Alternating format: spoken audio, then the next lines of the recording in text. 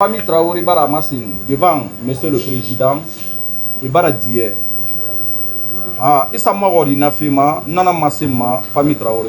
Mama ya uyima amasenye nereti nere munondira singleton ra kolon atan yontan yo mobile na même préfecture. Na ma frère abadan li base ndene denda magrani toi magori ngamuna ko abadan li na une fois, deux fois, trois fois. Mouwana lankara ma plus de combien de fois parce que asigama na souvent mfanyala fe na nango. Na remarqué Rama, asigama il prend au beau milieu de la route. Un, de deux, na remarqué Rama, na jima kraroma, a jima na vivre à lui. Et pourtant, a kelenga mu krarom, mi bete fa na krarom, ne ga ibra krama. Khasa fala amuni gife. Na mana ne non di munafira. Kering, a firi ande khasa fala amu dara krata gi tongora, na mana non di munafira parce que tangundi témoin na feku. Ah, c'est bon. Maître, il dit que ce qu'il a constaté ici, d'abord, c'est pas aujourd'hui il a connu Singleton. Ça fait très longtemps, depuis qu'il a connu Singleton, ils ont l'habitude de se croiser quelque part dans Bafraya. Que Singleton, en roulant, il roule au beau milieu, il prend le beau milieu de la route. Hein?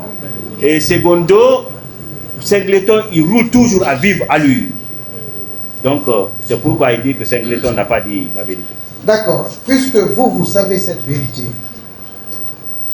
moi, nous, en qualité de ces avocats, nous vous demandons pardon.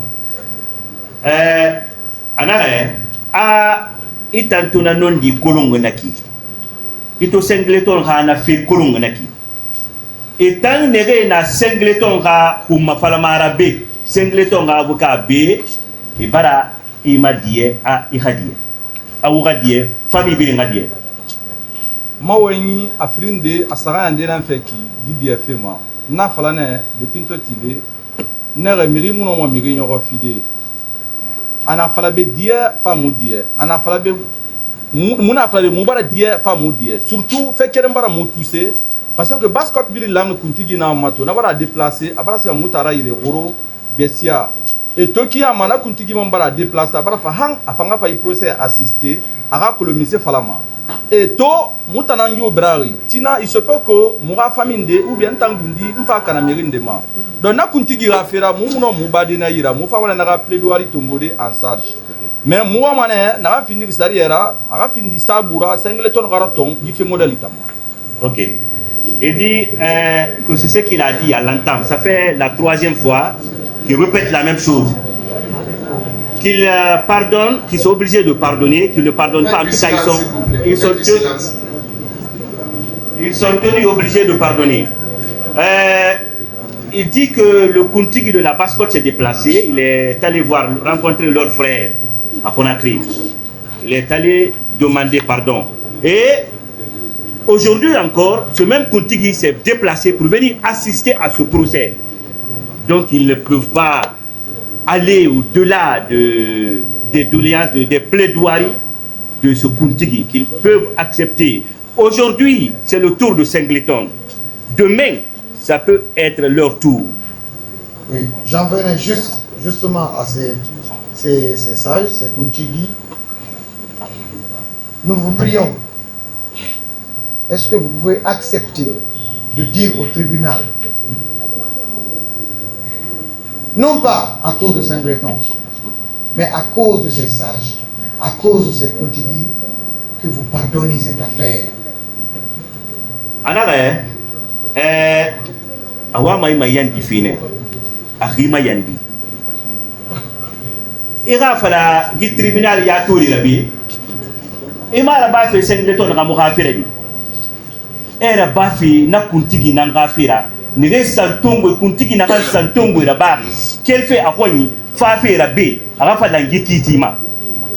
Ira fala tribunal ya to de be awa ibara die. Famille bara die, famille bara yarle, na Kuntigi hafira. Aga yoro mana masende.